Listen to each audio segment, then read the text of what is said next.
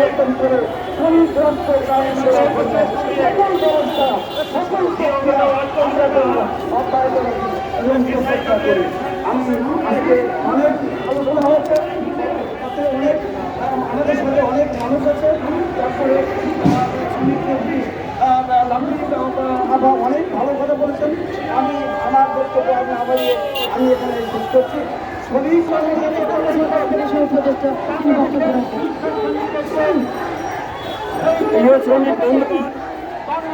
আজকে আমরা মহান মে দিবসে দাঁড়িয়ে বাংলাদেশের শ্রমিক শ্রেণী, বিশেষ করে গার্মেন্ট শ্রমিক শ্রেণী দাবি দেওয়ার কথা বলতে এসেছি।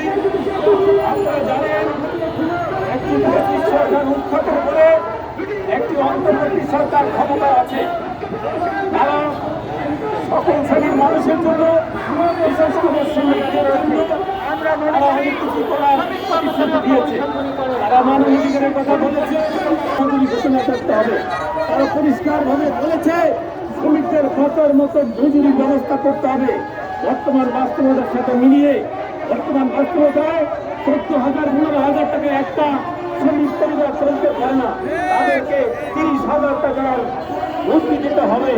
আজকে সেই কথাগুলো এই শ্রমিক সংহতি দিবস, আন্তর্জাতিক শ্রমিক সংহতি দিবসে আমরা বলতে এসেছি।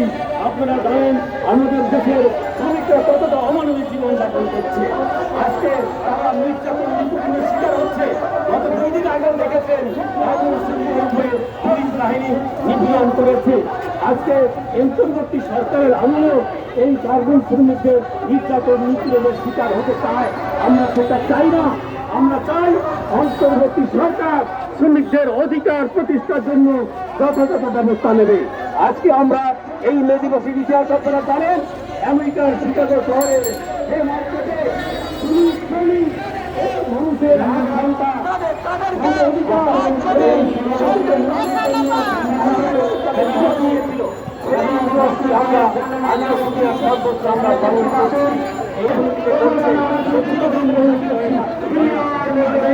আমি জিজ্ঞাসা করছি না, শুধু এই কথা বলছি, শ্রমিক শ্রেণীর যে দাবি দেওয়াগুলো আছে এই সুপারিশগুলো সরকারের কাছে করা হয়েছে, সংস্কার পরিষদের মাধ্যমে সেইগুলো অবিলম্বে মেনে নেওয়া হয়।